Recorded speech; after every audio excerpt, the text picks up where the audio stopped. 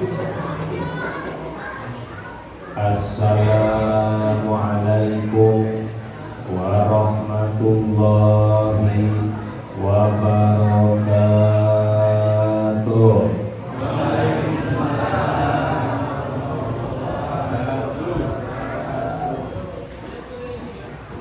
Ibu-ibu sebelah utara masih pada makan bolu, belum jawab salam saya. Mohon diulang ya Bu. Assalamualaikum warahmatullahi wabarakatuh.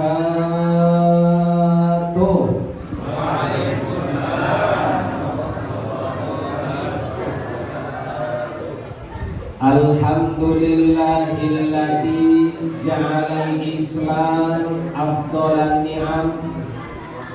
Ashhadu an la ilaha illallah al-malikul alam.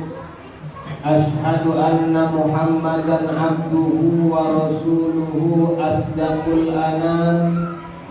Allahumma salli wa sallim wa zid wa barik ala sayyidina Muhammadin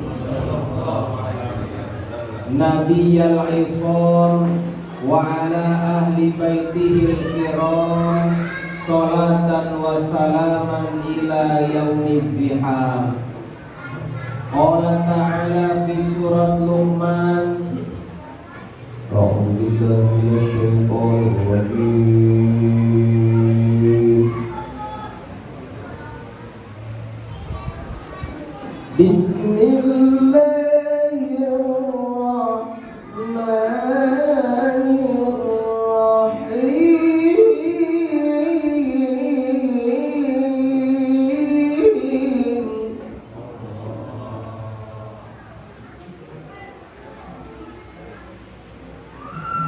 Ya bunayya aqimis sholata wa'mur bil ma'rufi wanha 'anil munkari wasbir 'ala ma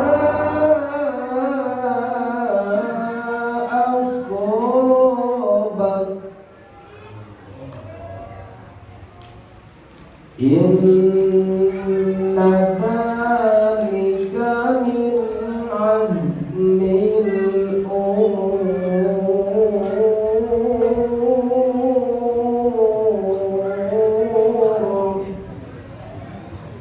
Shadaqallahul azim. Amma ba'du. Yang sama-sama kita muliakan para sepuh, para guru, para tokoh. Moga-moga kesembuhan kita, tokoh masyarakat kita Allah sehatkan dan berkahkan rezekinya. Yang mulia Ketua DKM Al-Ikhlas Bapak Ustadz Nawawi bersama Wakil Bapak Ustadz Bagus beserta bendaharanya Bapak Ustadz Ayat dan semua pengurus dan semua hadirin hadirat di lingkungan Karisma, yang semoga kita yang bisa hadir pada malam hari ini 17 Februari 2024 garis miring 8 Sya'ban 1445 oleh Allah dicatat sebagai tambahan amal sholih sehingga kita mendapatkan berkah pada acara malam hari ini. Amin amin amin ya rabbal. Bapak Ibu, kita di bulan Sya'ban tapi memperingati Isra Mi'raj. Gak masalah ya Bu, ya Pak. Kan kita temanya juga memperingati. Namanya memperingati itu berarti mengingat-ingat. Sama dengan Maulid Nabi. Maulid Nabi itu hari lahirnya memang 12 Rabiul Awal. Tapi kalau memperingati Maulid Nabi, tiap malam Jumat kita marhabanan. Iya nggak Pak? Ada nggak marhabanan di sini tiap malam Jumat Pak? Berarti itu memperingati Maulid Nabi. Kalau hari lahirnya mah 12 Rabiul Awal tahun 570 Masehi. Berarti tidak ada salahnya walaupun bulan Roah, bulan Sya'ban, kita merayakan Isra wal Mi'raj. Oleh karenanya kita baca judul yang telah diterapkan oleh panitia, yaitu peringatan Isra Mi'raj. Mari jadikan sholat sebagai sarana mewujudkan sifat tawadu, disiplin, sabar, dan jujur dalam bermasyarakat. Moga-moga tema ini bisa kita bahas dikaitkan dengan peristiwa Isra Mi'raj dan dapat kita tarik kesimpulan di dalam untuk meningkatkan ketakwaan kita, ibadah kita keseharian ini, terutama dalam rangka memakmurkan mushola Al-Ikhlas yang kita cintai ini. Amin amin amin ya robbal. Bapak Ibu, saya ingin nanya, Isra Mi'raj itu terjadinya di bulan apa? Rajab ya. Rajab itu kira-kira kalau ditulis dengan huruf Arab, tulisannya itu berapa huruf? 1, 2, 3. Ternyata itu singkatan, Bapak Ibu kita TK-kan. BRI singkatan apa? TNI. Rojaba ternyata ada singkatannya. Rohnya Rasulullah, jimnya Jibril, baknya Burok. Jadi di bulan Rajab itu ada 3 makhluk kekasih Allah yang melakukan perjalanan yang di luar nalar logika akal pengetahuan manusia. Apa itu yang disebut dengan Isra dan Mi'raj? Isra itu dari masjid ke masjid, Mi'raj itu dari masjid ke langit. Isra masjid ke masjid, masjid mana ke masjid mana? Masjid Mekah, Masjidil Haram, dengan masjid Palestina, Masjidil Aqsa. Kalau Mi'raj dari masjid sampai ke mana? Dari Masjidil Haram Palestina ke langit 1, langit 2, langit 3, langit 4, langit 5, langit 6, langit 7, sampai Sidratul Muntaha, berhenti di Mustawa. Langit lapis 9. Yuk kita ceritakan sebentar dan kita kaitkan dengan tema apa yang terjadi pada malam Isra Mi'raj itu. Yang pertama, Rasulullah itu habis sowan ke rumah bibinya, namanya Umi Hani. Sore-sore beliau silaturahmi ke rumah bibinya. Kemudian maghrib beliau pamit. Sesudah beliau waktu isya sholat sunnah, apa yang terjadi? Beliau ketiduran di Hijr Ismail dekat Ka'bah. Setelah ketiduran di Hijr Ismail, dibangunkan oleh malaikat Jibril. Sekali ditowel gak menghiraukan, 2 kali ditowel tidak menghiraukan. Pas 3 kali ditowel oleh malaikat Jibril, Nabi bangun. Ternyata Nabi sudah didatangi oleh 3 malaikat. 1 Jibril, 2 Mikail, 3 Samail. 3 malaikat itulah yang mendatangi Rasul pada malam 27 Rajab itu. Kemudian 3 malaikat itu memampang Rasul menuju sumur Zam-Zam. Apa yang terjadi? Dada Rasul dibelah. Makanya kalau ada anak muda, kalau engkau tidak percaya sama cintaku, belahlah dadaku. Yang dibelah itu dada. Kenapa? Karena memang di dada itu ada kolbi. Makanya Rasulullah juga dadanya dibelah dengan pisau operasi dari cahaya, makanya tidak ada luka darah. Pakai pisau dari cahaya, malaikat Jibril yang mengoperasinya, dibelah dada Rasul, dioperasi, dikeluarkan livernya, dicuci 3 kali. Itu isyarat buat kita. Kenapa harus 3 kali nyuci? Ternyata kita diperintah untuk menghilangkan 3 nafsu jahat dalam diri kita. Apa itu 3 nafsu jahatnya? Yang pertama nafsu amarah, yang kedua nafsu lawamah, yang ketiga nafsu mulhimah. Apa itu Kang nafsu amarah? Nafsu amarah itu emosi yang selalu mendorong buat maksiat.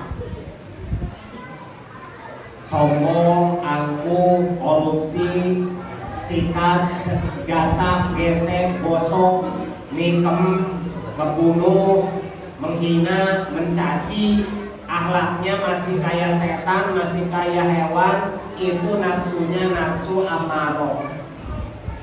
Itu harus kita cuci hati kita dari nafsu amarah.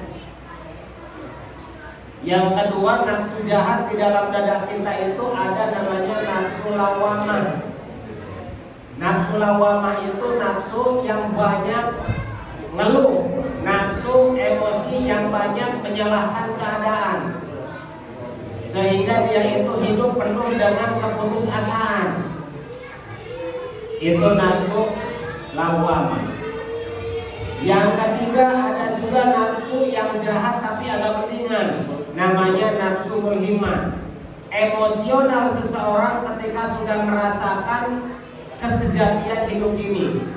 Dari mana kita asalnya, kenapa kita ada di dunia, harus ngapain kita sekarang, bakal balik kemana, kalau balik bawa bekal apa. Udah mulai mikir, tapi kadang-kadang masih oleng, masih STMJ, sholat terus, maksiat jojong.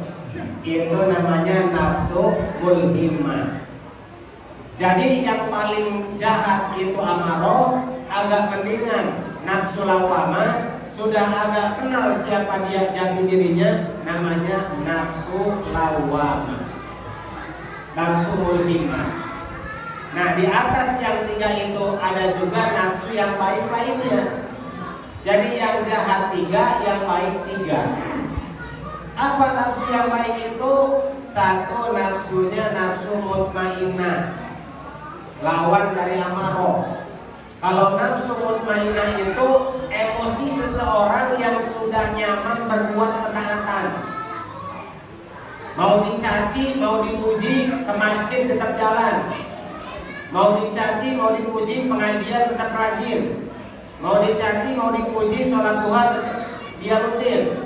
Mau dicaci, mau dipuji, tadarusnya dia aktif. Tandanya dia sudah nyaman ibadah. Itu berarti jiwanya sudah jiwa nafsu mutmainnah. Pak, Bu, kira-kira kita kalau ke ibadah udah ngerasa manis belum? Baca Quran sama lihat HP betah mana? Lihat HP. Sholat sunnah 2 rakaat sama jalan-jalan traveling nyaman mana? Nyaman jalan-jalan ke mall. Sholat yang cuma 10 menit gak nyaman. Berarti hati kita, nafsu kita belum mutmainnah, masih ada tadi di lawamah. Mutmainnah itu jiwa yang sudah nyaman melakukan kebaikan. Naik dikit lagi ke level 5, itu ada nafsu yang positif juga, namanya nafsu mardiyah. Jiwa yang sudah pasrah, sadar betul, menyadari bahwa dia la haula wala quwata illa, tidak punya daya, tidak punya upaya kecuali dengan bantuan Allah, maka dia akan bisa taat dengan bantuan Allah, akan terhindar dari dosa pun dengan bantuan Allah. Itu berarti sudah ada kesadaran, namanya nafsu mardiyah yang diridhoi oleh Allah. Yang tertinggi, yang ke-6 dari yang positif, namanya nafsu radiyah, nafsu yang sudah ridho terhadap apapun yang terjadi.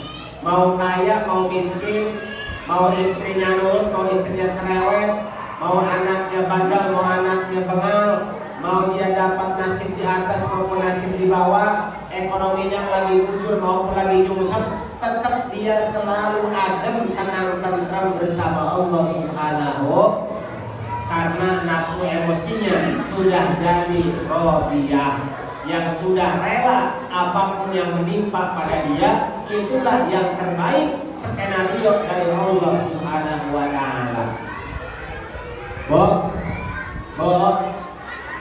Ibu-ibu kalau nafsunya udah baik, hatinya udah dicuci, nanti ciri-ciri ibu-ibu yang baik itu 5, Bu. Pak, Istri bapak kalau ada yang ciri 5 ini udah jadi istri yang baik, Pak. Ya, kita lihat keterangannya ada di kitab Mu'idhatul Mu'minin. Yang pertama, ibu-ibu yang hatinya sudah baik, nafsunya sudah positif. Ciri yang pertama adalah selalu nutup aurat.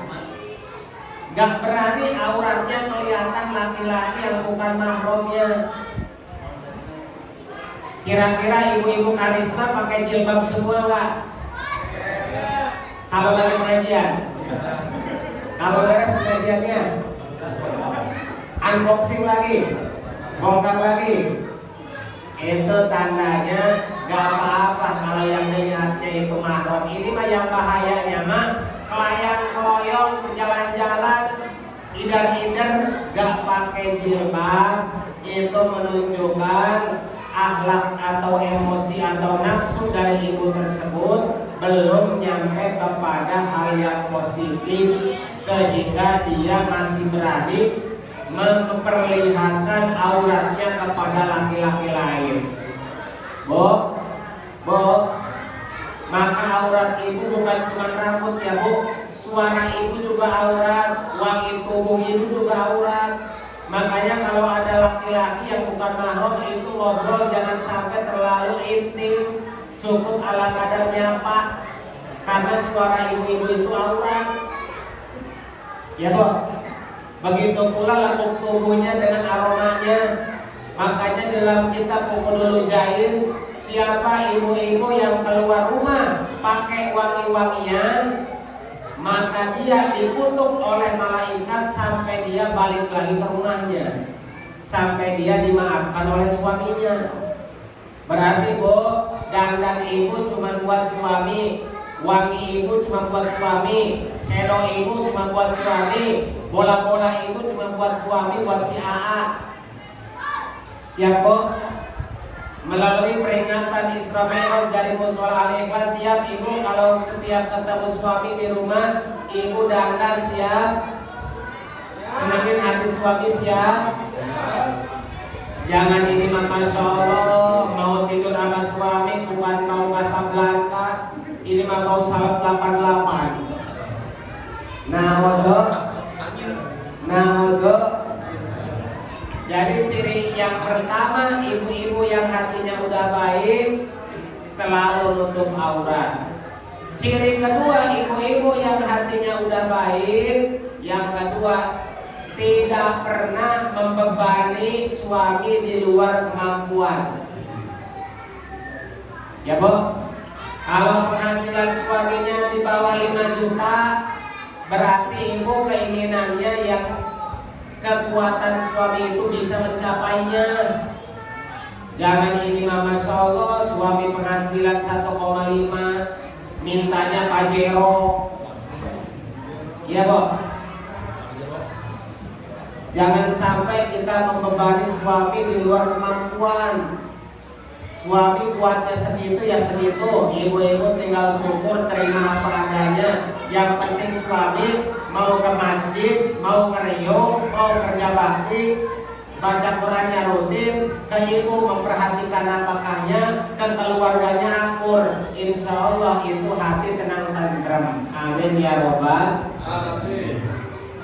Ciri ketiga, ibu-ibu yang hatinya sudah dicuci, yang sudah jadi bersih, sudah jadi baik, itu adalah yang ketiga, yaitu ibu-ibu itu selalu mensyukuri apapun pemberian suaminya. Ya Bu, jangan sampai ibu mengelak atau tidak terima apa yang dipersembahkan suami untuk ibu. Karena apa? Karena pada dasarnya suami yang baik itu suami yang ingin menyenangkan anak istri. Maksud hati berulung-ulung, apa daya ulunya meledak. Berarti bukan tidak ingin suami ibu membahagiakan, tapi dengan segala keterbatasan ibu harus pandai-pandai bersyukur. Sebab kata Nabi, sewaktu saya di Isra Mi'rajkan, banyak ibu-ibu di neraka itu bukan gara-gara dosa berat, bukan gara-gara berzina, bukan gara-gara dia riba, itu dosa berat. Tapi kebanyakan ibu-ibu yang di neraka itu ternyata yang selalu menyakiti hati suaminya dengan tidak bersyukur atas pemberian dari suaminya. Ya boh. Jadi yang penting suami ibu setia ke ibu sayang, urusan berapa setorannya ibu tinggal ridho aja ya boh. Yang keempat, ciri ibu yang hatinya sudah bersih, sudah dicuci hatinya. Ciri yang keempat adalah selalu ibu-ibu ingin menyenangkan hati suami. Ya boh. Kalau ibu bawaannya kepada suami itu harus kepada raja, seolah-olah suami itu raja. Kalau suami ke istri seolah-olah adik. Sekali lagi, rumusnya kita ingin harmonis itu suami ke istri nganggapnya adik, istri ke suami nganggapnya raja. Kalau kayak begitu, insya Allah istri ke suami menghormati, suami ke istri menyayangi. Jangan kayak istri zaman sekarang bu, suaminya berangkat kerja, dianya malah OTW, kelayang-keloyong, nge-medsos. Aib-aib suaminya di situ disebar ke permukaan. Akhirnya apa yang terjadi bu? Suami ibu kehilangan harga diri. Padahal siang malam banting tulang dibanting-banting demi membiayai membahagiakan ibu, aibnya malah disebar-sebarin. Nah, yuk kita jaga aib suami kita, apapun dan siapapun dia adalah imam kita. Syukur-syukur di akhirat bisa ketemu lagi. Berarti di dunia dia imam kita, di surga pun dia imam kita. Amin ya robbal. Yang terakhir, ciri yang kelima, istri atau ibu yang sudah bersih hatinya adalah menghormati orang tua dari suaminya. Ibu kalau udah nikah, bakti ke orang tuanya berubah menjadi bakti ke suami. Tapi kalau suami udah nikah, kebaktiannya ke ibunya tetap gak pindah. Berarti istri yang baik itu istri yang menolong suaminya untuk berbakti kepada orang tua suaminya. Itu bukan berarti orang tua mertua jadi sebelah ya Pak. Tetap dia pun dihormati, dimuliakan. Tapi dengan adanya rumah tangga, pernikahan, maka kewajiban bapak ibunya sudah diserahkan kepada suami. Maka ibu-ibu berbakti kepada suami adalah kunci surga. Sesuai dengan sabda Rasul, idza sholat khamsaha wa sholat sahroha wa afilat farjaha wa ta'at jaujaha qila laha udkhulil jannati min ayyi abwabi jannati syi'ti. Ibu-ibu itu kunci surganya cuma 4 Bu. Kunci surga ibu-ibu itu cuma 4. 1, sholat 5 waktunya jangan bolong. 2, puasa Ramadannya jangan ada yang kelewat. 3, zakat fitrahnya jangan sampai bobol. Yang 4, taat ke suami selama suami nyuruhnya sesuai perintah Allah. Dengan 4 itu ibu sudah cukup masuk surga pintu manapun yang ibu mau. Berbeda dengan bapak-bapak. Bapak-bapak lebih berat. Selain dia melaksanakan rukun Islam, harus menjalankan tugas sebagai imam rumah tangga, tetap harus bakti pada orang tuanya dan orang tua istrinya, tetap harus dia menjalankan jihad fisabilillah, tetap dia harus banyak bergaul bermasyarakat. Ini adalah kewajiban seorang suami. Dengan demikian Bapak Ibu sekalian, melalui hikmah Isra Mi'raj di Mushola Al-Ikhlas ini, yuk kita saling menyayangi sesama pasangan rumah tangga, saling menjaga, saling menutupi kekurangannya, dan saling mendukung dalam ketaatan kepada Allah Subhanahu. Amin amin ya robbal. Itu pelajaran pertama, dada Nabi dibelah.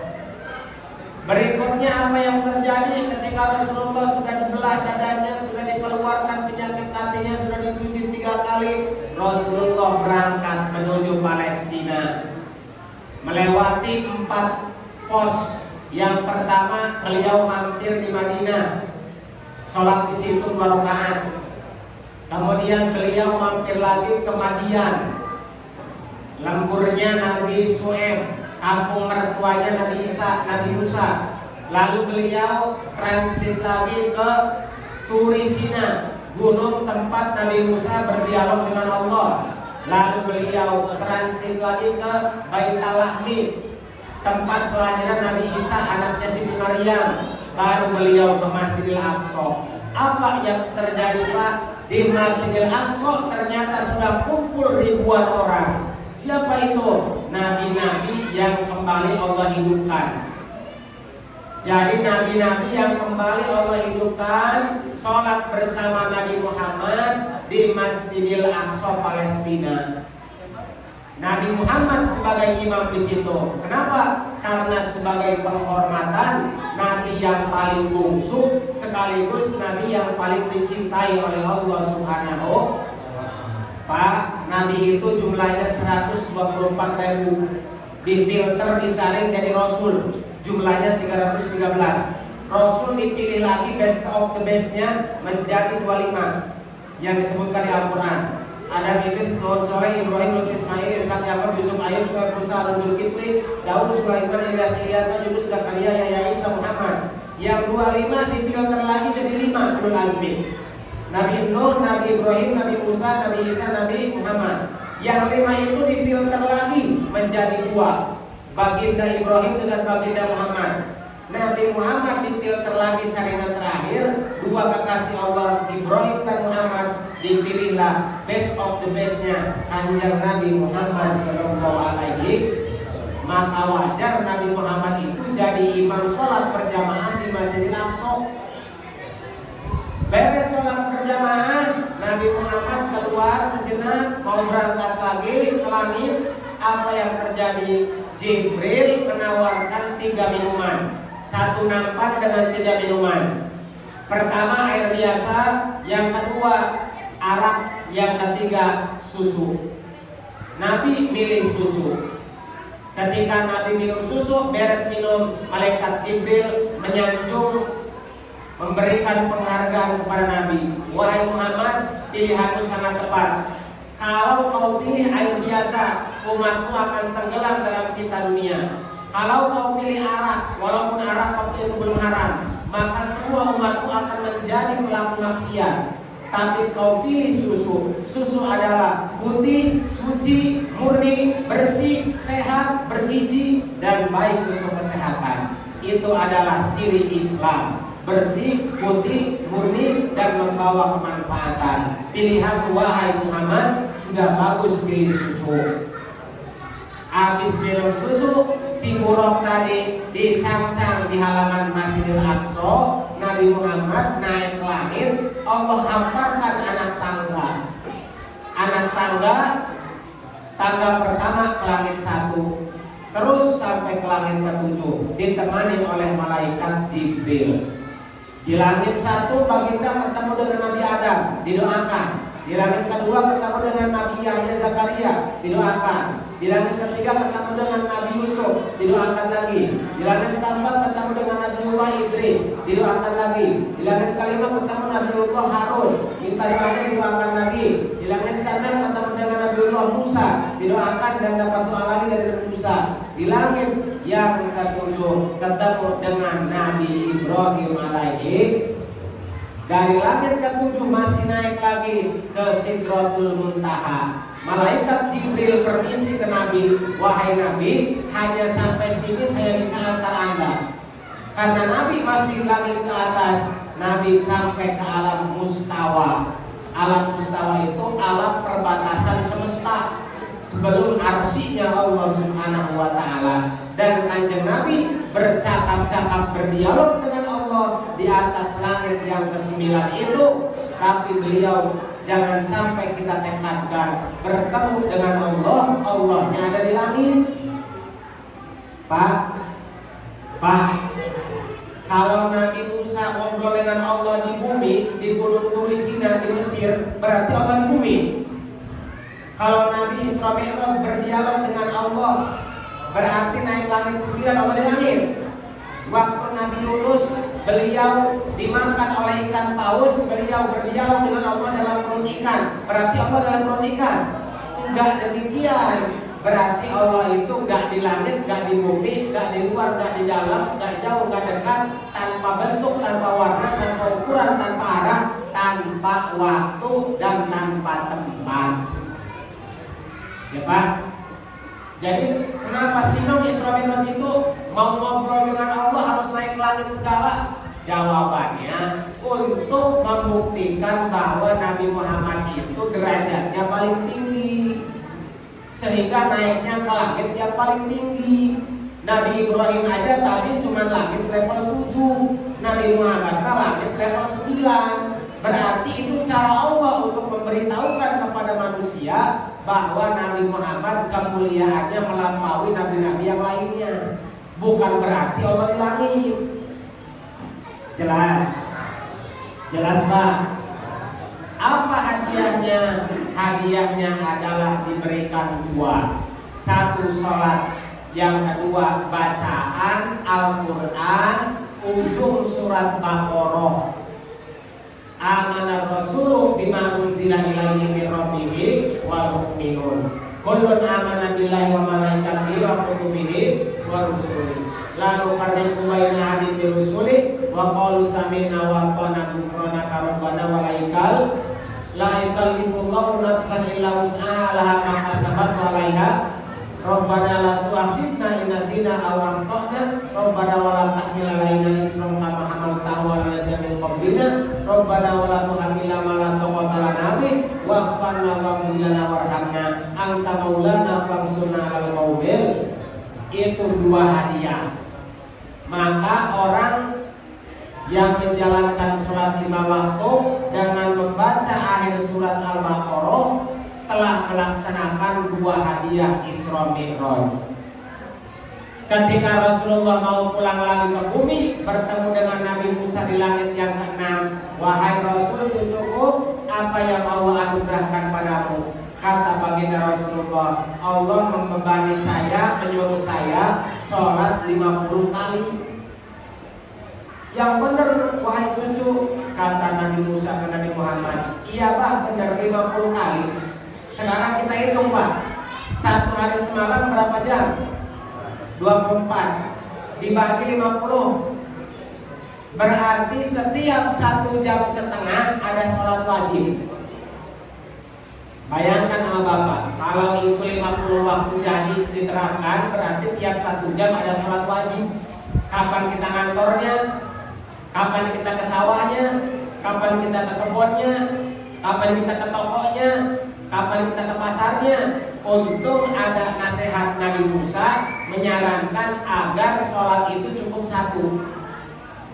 Sholat Nabi Musa itu kan hari Sabtu, jamnya jam 7:30 sampai jam 9:30. Seminggu cuma 1 hari, cuma 2 jam sholatnya.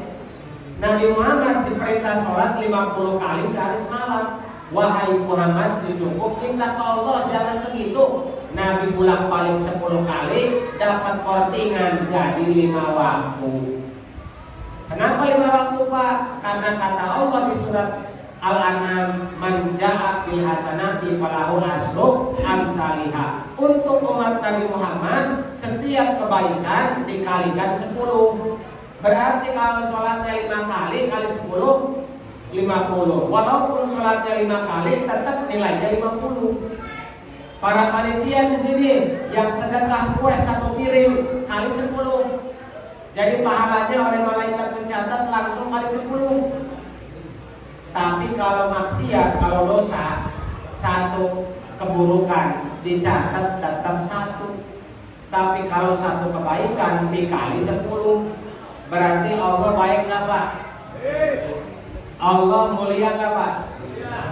Allah sayang gak sama kita? Oh Pak, bukti Allah sayang sama kita dikasih 4.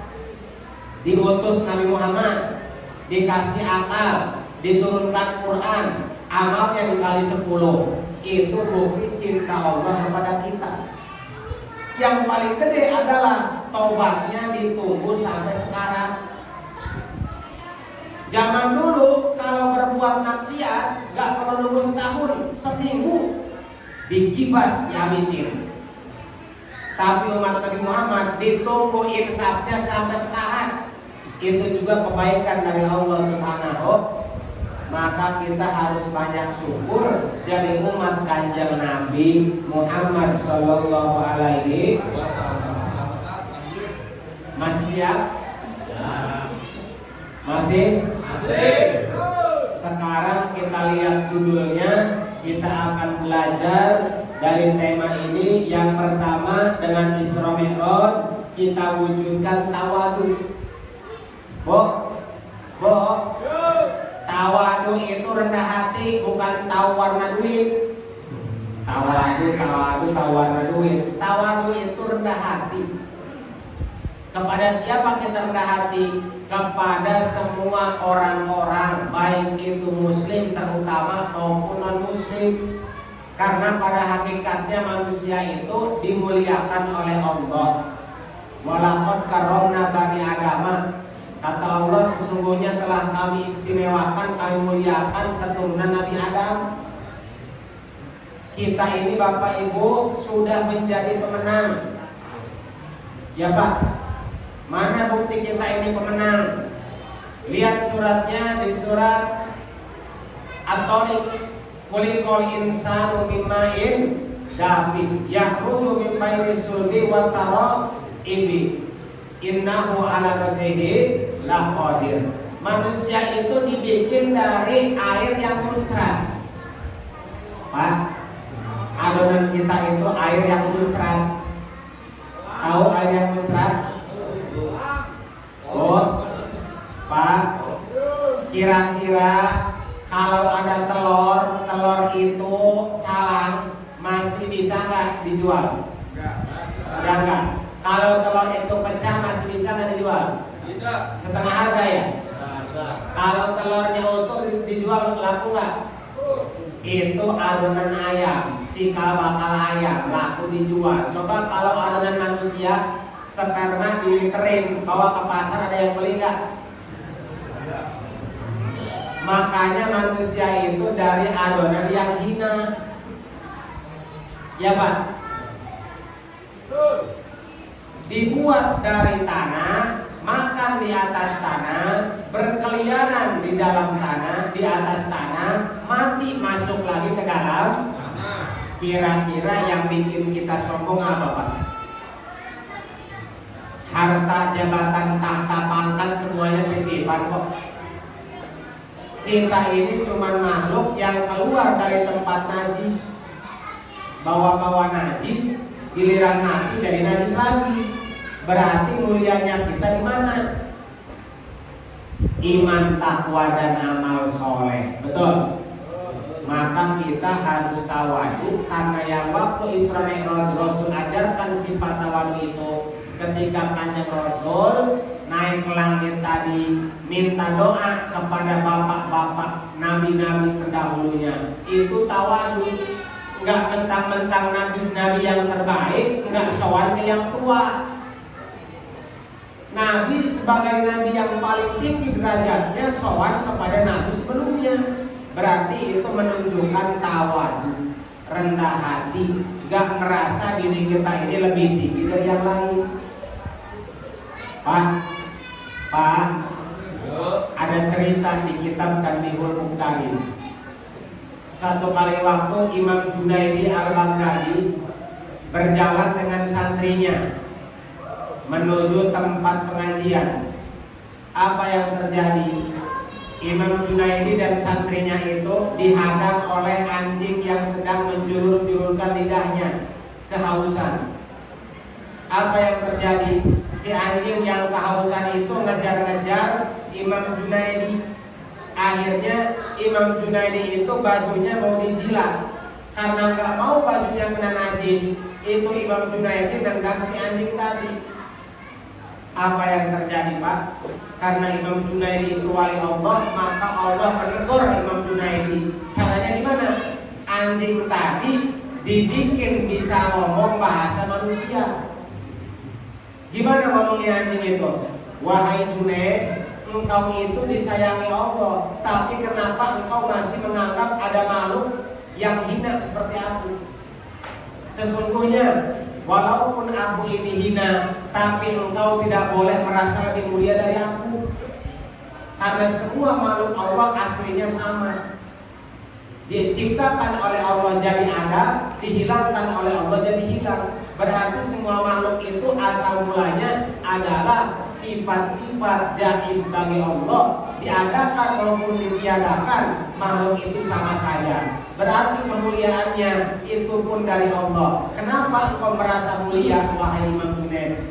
Akhirnya Imam Junaid nangis tersungkur tobat karena tadi dinasihati oleh seekor anjing.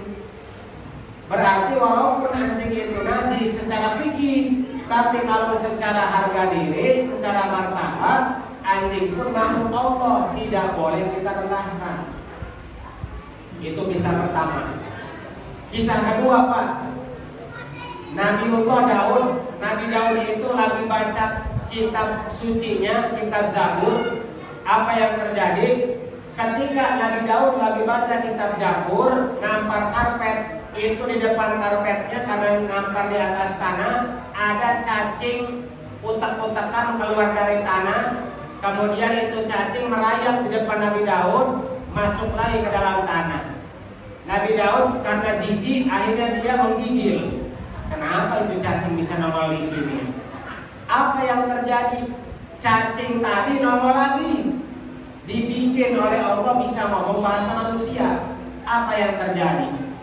Wahai Daud, memang engkau kekasih Allah, tapi ketahuilah, walaupun engkau jijik melihat bentukku, kata si cacing tanah tadi, aku kerjaannya setiap hari baca 1000 kali tasbih, 1000 kali sholawat. Bayangkan oleh Bapak, cacing itu baca subhanallah walhamdulillah wallahu akbar wala haula wala quwata illa billah itu sehari 1000 kali. Kita berapa kali Pak baca tasbihnya? Gak nyampe 100. Berarti kalah sama cacing. Berarti kita gak boleh menganggap remeh. Sebab kata Allah di surat Al-Hasyr, yusabbihu lahu ma fis samawati wal ardi wa huwal azizul hakim. Semua makhluk langit bumi dan penghuninya tasbih kepada Allah, karena mereka tunduk, tahu keagungan kebesaran Allah. Cuma manusia yang sombong, gak mau tasbih, gak mau tawadu, ngerasanya hebat, ngerasanya jago. Akhirnya itu manusia mewarisi sifat setan. Ya Pak, iblis alias setan diusir dari surga gara-gara apa? Bukan gara-gara dia nggak ngamal soleh Pak. Nabi Adam itu dengan iblis jarak penciptaannya 7000 tahun. Iblis itu sudah duluan ibadah, sudah duluan sujud sebelum Nabi Adam dibikin. Tapi ketika Nabi Adam dibikin, Allah menyuruh iblis supaya menghormati Nabi Adam. Gak mau. Kenapa? Karena dia bilangnya kolak tahu min turab, kolak tani minar. Engkau ciptakan Adam dari tanah liat, dari tanah lempung, dari lumpur. Engkau ciptakan saya dari api. Api ngebakar tanah jadi batu bata, jadi genteng. Berarti lebih kuat api. Kenapa saya harus menghormati tanah liat? Akhirnya Allah murka kepada iblis. 7000 tahun ibadah hilang dengan sirna seketika. Murka Allah datang gara-gara sifat merasa lebih baik. Berarti hayu melalui Isra Mi'raj ini, sesama warga karisma, sesama penghuni usul al-ikhlas, yuk kita ngerasa sebaya, kita asah asih asuh ya Pak. Jangan gasak gesek gosok. Kita semua di sini sama, yang pinter ngajarin Bapak, Pak Ustadz Nawawi, sama ganjarannya. Bapak yang awam kayak saya belajar, sama ganjarannya. Berarti yang pinter ngajar ganjarannya 100 per huruf, yang awam belajar ganjarannya juga 100 per huruf. Berarti tidak ada bedanya dalam ketaatan kepada Allah. Kita harus saling mendukung. Tawadu, merasa kita rendah diri, rendah hati ya. Rendah hati di sini kita saling asah asih asuh. Jangan merasa lebih dari saudara-saudara kita. Kelebihan yang kita miliki bukan dari diri kita, tapi amanat dari Allah untuk dilakukan, memberi manfaat seluas-luasnya kepada saudara-saudara kita. Insya Allah. Itu para bapak. Yang kedua, Judulnya di dalam peringatan kali ini adalah disiplin. Bahasa Arabnya disiplin itu taat. Itu pun sudah dibuktikan di dalam sholat. Sholat itu harus disiplin. Disiplin dalam sholat itu 3. Tahu ilmunya, tepat waktunya, berjamaah ngelakoninya. Sekali lagi Pak, disiplin sholat itu 3. 1. Tahu ilmu. Yang kedua, tepat waktu. Yang ketiga, melakukannya berjamaah. Kalau kita ngelakuin yang 3, berarti kita sudah disiplin dalam sholat. Tahu ilmunya gimana kan maksudnya? Mana rukun, mana sunnah abad, mana sunnah ayat, harus paham. Ketika takbir, langsung kita ngikut sholat hatinya. Berdiri, sebelum takbir, berdirinya belum wajib. Tapi ketika sudah takbir ihram, berdirinya jadi wajib. Sedangkan cuma sunnah ayat. Baca Allahu Akbar kabiro iftitah sunnah ayat. Baca isti'adzah sunnah ayat. Baca basmalah sampai waladhdallin itu wajib atau rukun. Amin sunnah lagi. Baca basmalah lagi sunnah ayat lagi. Baca surat selain Fatihah sunnah ayat lagi. Ruku yang bongkoknya itu yang wajib. Baca tasbihnya sunnah. I'tidal berdiri tegaknya itu wajib. Baca sambil sunnah. Sujud mencium sajadahnya itu wajib. 7 tulang harus nempel. Bacaan tasbihnya cuma sunnah. Duduk di antara 2 sujud, duduknya yang wajib, baca witirnya sunnah. Sujud 2 kali, berarti yang sujud kedua pun begitu. Berdiri, sebelum berdiri ada duduk istirahat, sunnah ayat. Begitu Pak. Jadi sholat kita tuh hatinya harus ngikut. Kalau kita lagi Fatihah, kita bilang ya Allah ini rukun, ini wajib. Kalau kita lagi baca surat selain Fatihah, ya Allah ini sunnah. Itu namanya sholat disiplin. Bisa ngebedain yang wajib sama yang sunnah. Terus lagi disiplin sholat itu waktunya tepat. Waktu tepat itu artinya ada 5 kemungkinan. Yang pertama waktu fadilah. Azan datang kita langsung sholat. Itu waktu fadilah, waktu yang paling utama. Yang kedua ada waktu jawaz, waktu yang masih boleh, artinya belum dibenci Allah. Yang ketiga ada waktu karoha, waktunya udah dibenci karena mepet mau habis. Yang keempat ada waktu tahrim, waktunya sudah haram karena kalau sholat gak keburu, baru serakaat udah pindah waktu yang lain.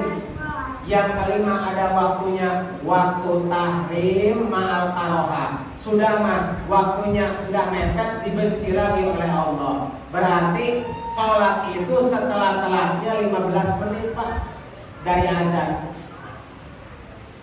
Kalaupun Bapak sibuk, Bapak setor dulu di hati.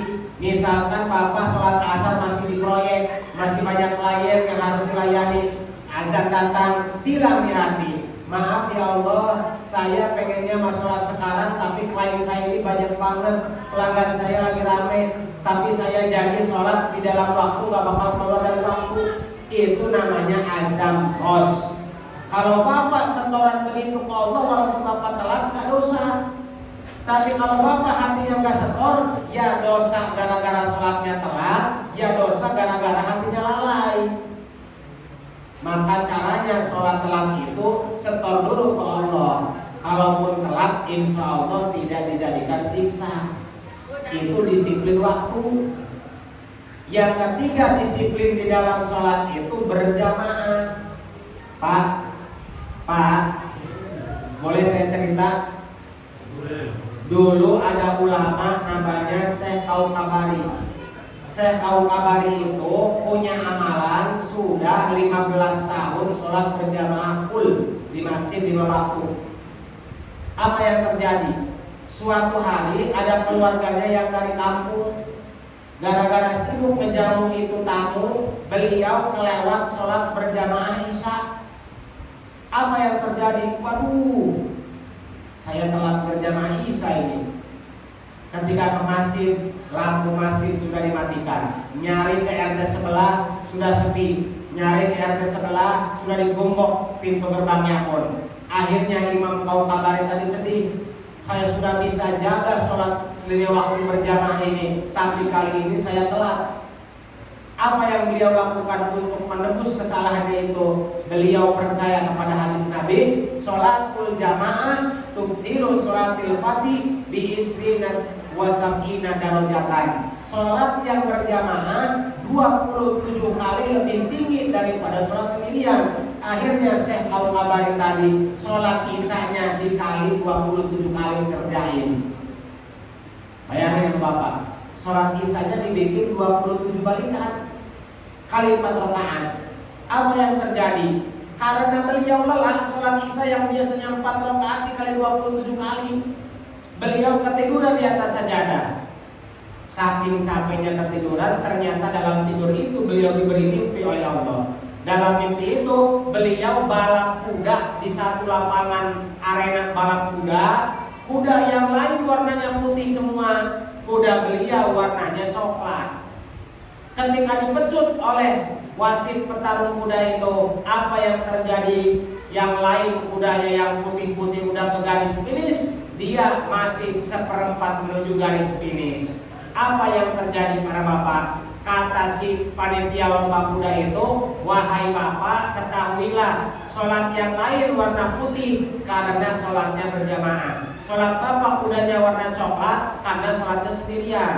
Sholat yang lain sudah nyampe garis finish 4 kali lebih cepat, tapi sholat bapak lebih telat karena sholatnya sendirian. Sampai ke garis finishnya pun telat. Akhirnya Syekh Al-Kabari tadi bangun terpelajak daripada tidurnya, kaget, dia nangis lagi, dia minta ampun pada Allah karena ketinggalan sholat berjamaah. Jadi para bapak, dari kisah tadi, sholat berjamaah itu 27 kali lipat dari sholat sendiri. Jarak derajat 1 ke derajat 2 sampai ke 27 derajat. 1 derajat itu perjalanan 500 tahun. Berarti orang yang sholat berjamaahnya itu sering, dia 27 kali lebih cepat masuk surga, 27 kali lebih cepat nyebrang Shiratal Mustaqimnya. Berarti kalau bapak sholatnya pelenyek ke masjid gak mau, nyebrang Shiratal Mustaqimnya telat pak. Masuk surganya kloter belakangan. Makanya kalau pengen cepat amalannya ya berjamaahnya cepat. Yuk pak, kita isi. Kira-kira ini Al-Ikhlas ini paling ramai waktu sholat yang mana pak? Pasti maghrib. Gak di mana tuh maghrib. Tukang adu kotok pun pada datang kalau maghrib itu. Tukang juri, tukang gapleh pun, tukang main slot sekalipun maghrib mah ada. Ada ya pak? Yang paling tragis waktu yang mana? Subuh. Tukang ngaduk-ngaduk juga maghrib ada ya Kang Ustaz? Ada. Alhamdulillah. Karena maghrib itu kan waktunya enak, kerja udah berhenti, cuaca udah adem, badan udah mandi, ya Pak. Tetangga dengan tetangga ketemu di jalan kan saling hangat, saling sapa. Tapi dengan hikmah Isra Mi'raj ini, yuk kita agendakan berjamaah, minimal kita bolongnya 1 aja, maksimalnya full 5 waktu, ya Pak. Karena berjamaah itu di mazhab Syafi'i hukumnya fardu kifayah, tapi di mazhab Ahmad Hambali hukumnya fardu ain alias jadi syarat wajib. Berarti di mazhab Hambali sholat kalau sendirian itu gak sah. Untung kita dalam mazhab Syafi'i sholat sendirian masih sah, tapi ketinggalan 26 derajat. Siap berjamaah Pak? Siap ngaramein musola Al-Ikhlas? Siap maghrib rame subuh rame? Insya. Ibu-ibunya tolong ya, beri kasih si bapak bantuin ngebangunin, bantuin noelin, bantuin ngebantu supaya bapaknya berjamaah pengajian.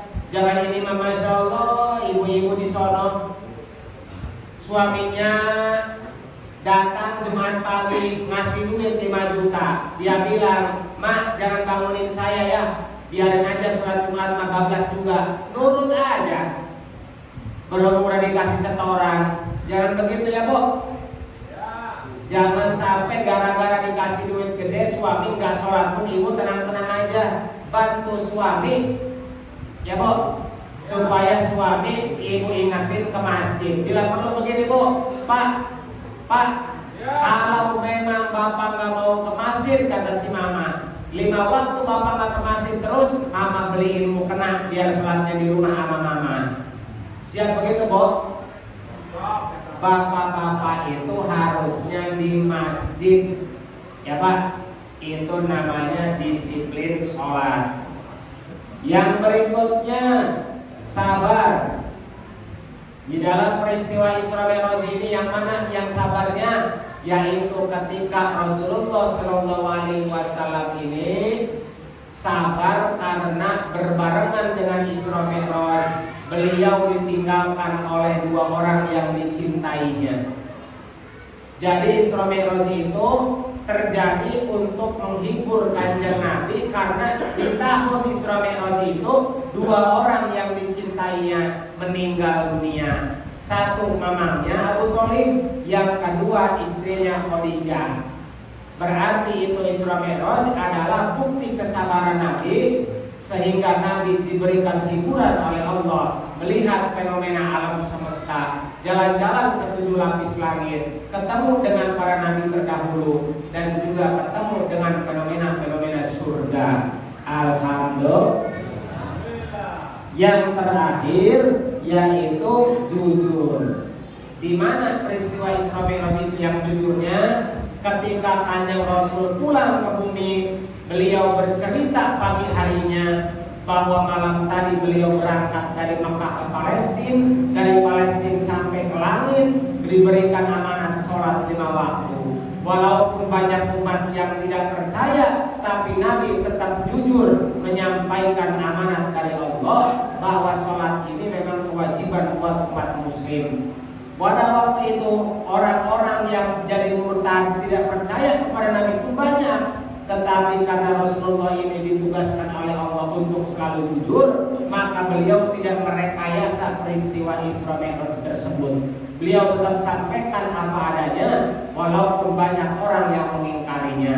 Maka teladannya kita harus menyampaikan kebenaran, walaupun itu pahit. Kita harus melaporkan yang positif, walaupun itu berujung fitnah. Kita harus sampaikan yang jujur, walaupun itu ada rintangan. Kenapa? Karena kata Rasul, al-sidqu yahdi ilal birri, wal birru yahdi ilal jannah. Kejujuran akan mendorong kepada kebajikan, kebajikan akan mendorong ke surganya Allah Subhanahu wa ta'ala. Maka bapak pun harus jujur ke istri. Punya duit berapa jujur, tinggal nanti minta kerinduan istri. Mas, bapak dapatnya dari kantornya 5 juta, tapi bapak minta ya buat bensin, ala kadarnya buat makan lagi di jalan. Kasih tahu yang bener. Ini mah gajinya 5 juta, laporan ke istrinya cuma 2 juta, yang 3 juta jadi tilap. Begitupun panitia ataupun panitia zakat, panitia kurban, banyak yang ditilap, naudzubillah men, berarti itu nggak jujur. Tapi insya Allah, Kang Ustadz Aizman di sini kita percaya ya sebagai bendahara, beliau senantiasa dipercaya oleh warga musola. Semoga beliau tetap amanah, amin ya rabbal. Karena apa para bapak? Bohong itu kalau sudah sekali, maka dia akan terus berbohong untuk menutupi kebohongan yang pertama. Maka jangan kita mulai kebohongan, karena akan menimbulkan kebohongan-kebohongan yang lainnya. Kalau sudah bohong, berarti hati kita terbiasa untuk melakukan dosa. Kalau hati kita sudah terbiasa melakukan dosa, berarti akan berkeraslah hati kita, menjadi bekulah hati kita. Kalau sudah hati menjadi beku, maka terhalang pintu hidayah. Kalau sudah terhalang pintu hidayah, ibadah pun menjadi malas. Kalau ibadah sudah jadi malas, maka dia akan terjebur ke dalam maksiat. Kalau sudah berlarut-larut maksiat, maka ujungnya su'ul khotimah, mati dalam keadaan hina. Na'udzubillah summa na'udzubillah min. Itulah Bapak Ibu sekalian, dari sifat sabar, sifat disiplin, sifat tawadu, sifat jujur sudah kita bahas dikaitkan dengan peristiwa Isra dan Mi'raj Nabi Muhammad Sallallahu Alaihi. Tinggal kita menyadari bahwa inti dari peristiwa Isra Mi'raj adalah 3. 1. Allah memuliakan Nabi dengan mengangkat beliau ke langit ke-9. 2 poinnya adalah Allah ingin menghibur Nabi karena ditinggalkan Maman dan istrinya, maka Nabi dihibur oleh Allah melihat fenomena alam semesta. 3 inti dari Isra Mi'raj itu adalah diberikannya amanat sholat sebagai tiang agama Islam. Jelas Pak? Pak? Pak? Siap. Kalau zakat diwajibkannya tahun berapa Pak? Zakat fitrah diwajibkan waktu Rasulullah ada tahun berapa? Tahun ketiga Hijriah. Haji diwajibkan tahun kelima Hijriah. Puasa Ramadan diwajibkan tahun keempat Hijriah. Berarti semua perintah itu datangnya ke bumi. Ya, zakat, puasa, haji diwajibkannya di bumi melalui malaikat Jibril. Tapi sholat Allah langsung mengundang Kanjeng Nabi ke langit. Ini menunjukkan bahwa sholat itu ibadah tertinggi, sekaligus syarat diterimanya ibadah yang lain. Ada orang dermawan sedekah 2 miliar, tapi sholatnya bolong-bolong, tetap dia sedekahnya tidak berguna. Ditahan pahala sedekahnya selama sholatnya belum genap 5 waktu. Tidak bisa dicairkan ganjaran sedekah kalau ibadah sholatnya nggak beres. Sebab kata Nabi, as-sholatu awalu mayu hasibul abdu ida kubilat sairul a'mal ida rudat sairul a'mal. Sholat itu syarat diterimanya amal yang lain. Kalau sholatnya beres, amal yang lain diterima. Kalau sholatnya kacau, bolong, ada yang nggak dikerjain, amalan yang lain nggak bisa nutupin amalan sholat, alias ditolak amalannya. Berarti Pak, jangan punya persangkaan yang penting membaik sama sesama, nggak sholat juga masalah, itu kebelinger. Justru kita benerin dulu sholat, baru kita baik-baik sama manusia. Perintahnya pun hablum minallah wa hablun. Ke Allah dulu kita beresin, baru ke manusia kita beres. Jangan ke Allah acak-acakan, ke manusia beres. Yang lebih ngeri lagi, ke Allah nggak beres, ke manusia acak-acakan. Na'udzubillah min. Jadi sekali lagi, warga musola al-ikhlas, yuk kita semangat, ramaikan sholat berjamaahnya, semarakan pengajiannya di bawah asuhan Bapak Ustadz Nawawi. Kita mohon pada Allah diberikan ilmu yang manfaat. Marhabanannya pun diramein. Kalau ada agenda-agenda keagamaan, yuk kita semarakan. Tujuannya adalah apa? Agar kita membuat vitamin untuk hati kita masing-masing. Karena kalau hati kita diberikan vitamin, insya Allah kita nyaman dalam ibadah kepada Allah Subhanahu. Kalau udah nyaman ibadah, berarti kita punya harapan untuk meninggal dunia dalam keadaan banyak amal soleh alias husnul khotimah. Boleh saya dari qasidah Pak?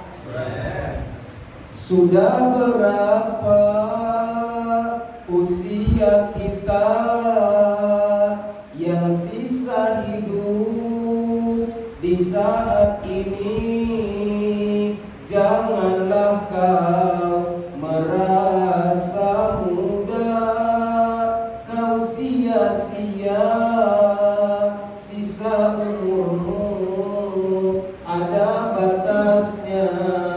Kita semua tidak tahu apabila ajal menjemputmu, menyesal pun tidak berguna apabila maut kita telah tiba.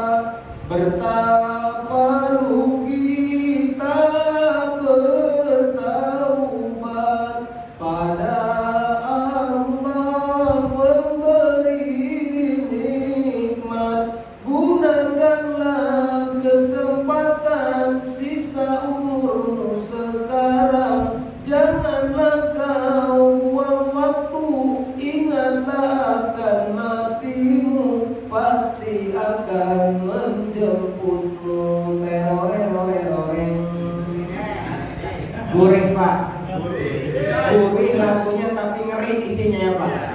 kematian soalnya ya Pak. Nah jadi di lagu qasidah itu jangan mati sebelum kita sempurna jadi orang Islam. Ya Pak. Jangan dulu mati sebelum sempurna jadi orang Islam. Bahasa gampangnya, jangan mati kalau masih punya hutang sholat. Jadi matilah kita kalau kita sudah genap sholatnya. Sehari semalam 5 waktu 17 rakaat. Kalau ada orang yang bolong sholat, Allah tunggu sampai sakarat, silahkan dikodok. Sholat kodok itu sholat menambal. Cari waktu yang longgar. Sholat mana yang dulu pernah ketinggalan, usulinya sama, cuman bedanya adaan dengan kodokan. Kalau adaan waktunya sekarang, kalau kodokan mah bayar utang yang lalu. Waktunya nggak ada yang dilarang, kapanpun 24 jam bisa. Yang penting tadi jangan mati selama kita belum full sholatnya. Mumpung ada umur, ayo kita kodoin sholat-sholat yang dulu pernah kelewat. Cara kodonya bisa 2 cara. Cara pertama, datang zuhur, jangan qobliyah zuhur. Ngodo zuhur dulu. Zuhur yang sekarang, jangan ba'diyah zuhur, ngodo zuhur lagi. Datang asar, jangan qobliyah asar, qodo asar dulu. Asar yang sekarang, lalu qodo asar lagi. Datang maghrib, ngodot maghrib dulu, maghrib yang sekarang, ngodot maghrib lagi. Itu bagi orang yang dulunya loswat. Setahun 5 waktu ketinggalan semua. Nah, tapi ada cara yang kedua. Gak mau kayak begitu cara yang pertama, berarti cari waktu libur, waktu longgar. Bapak sediain termos, kopi, gegodoh di situ. Sekali ngodoh 5 waktu sholat langsung. Subuh dohor asar maghrib isya, subuh dohor asar maghrib isya, subuh dohor asar maghrib isya, subuh dohor asar maghrib isya. Diputer 5 kali sholat, 5 kali sholat, 5 kali sholat. Itu kalau aus kopi dulu, kalau kesel teh manis dulu, sekuatnya. Kira-kira mending cara 1, mending cara 2. Kalau cara 1, qobliyah ba'diyah hilang diganti kodok. Kalau cara 2, cari waktu senggang, sekali kerjain 5 waktu. Itu silahkan Bapak pilih. Yang penting tadi, wala tamutunna illa wa antum muslimun. Jangan mati kalau masih ada hutang sholat. Karena sholat itu penentu diterima amal-amal soleh yang lainnya. Itulah Bapak-bapak sekalian, 1 jam 15 menit saya bicara di sini. Semoga apa yang disampaikan di sini menjadi berkah, menjadi manfaat. Saya mohon maaf, stamina fisik kurang fit, jidatnya pun kayak India ini. Habis tiktok tadi 2 hari kena diare, moga-moga besok sembuh.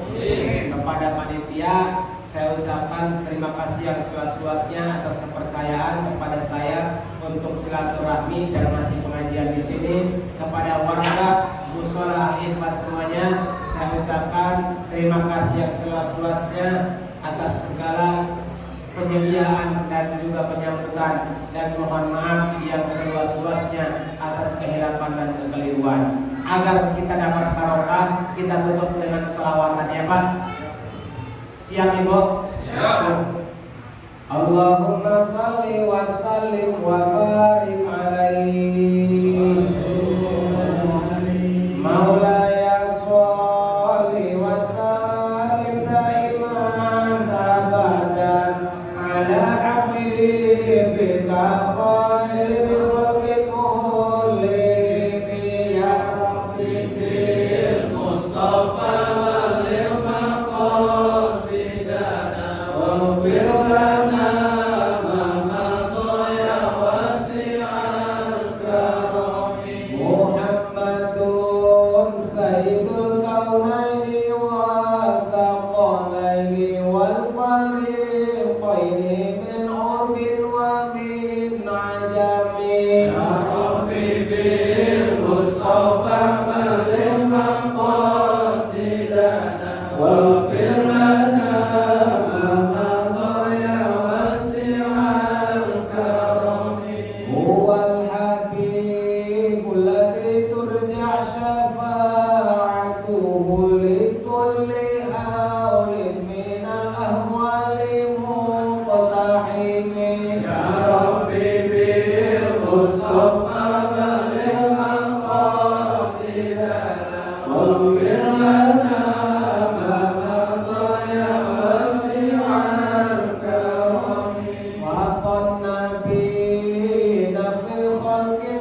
fi khuluqin wa la yudanu fi ilmin wa la karamin. Ya Rabbi bil Mustafa balligh maqasidana waghfir lana ma madha ya wasi'al karami. Ayahsabu sabu annal hubba munkatimu ma baina mustajibin minhu wa mudqarimin. Ya Rabbi bil Mustafa balligh maqasidana waghfir lana ma madha ya wasi'al karami. Allahumma salli wa sallim wa barik alaihi. Itu saja Bapak sekalian, Ibu sekalian yang bisa kami sampaikan. Sekali lagi mohon maaf atas segala kehilafan. Terima kasih atas segala perhatian. Wallahu hadi ila thoriqil mustaqim. Wallahu muwaffiq li aqwamit thoriq. Wassalamu alaikum warahmatullahi wabarakatuh.